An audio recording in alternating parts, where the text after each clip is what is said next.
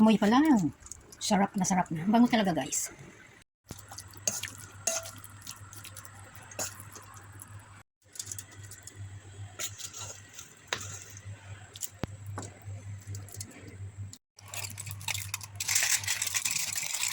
It's done our morcon. Morcon to, di ba? Yan.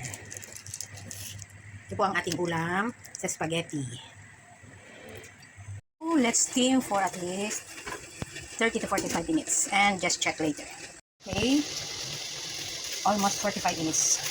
Palamig natin para hindi dikit yung balot.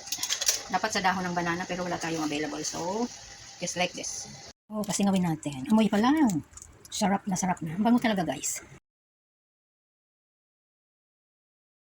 It's here. Yan na, guys, ang ating morcon. Kaya lang wala siyang palamuti kasi nagmamadali tayo. But the taste is superb.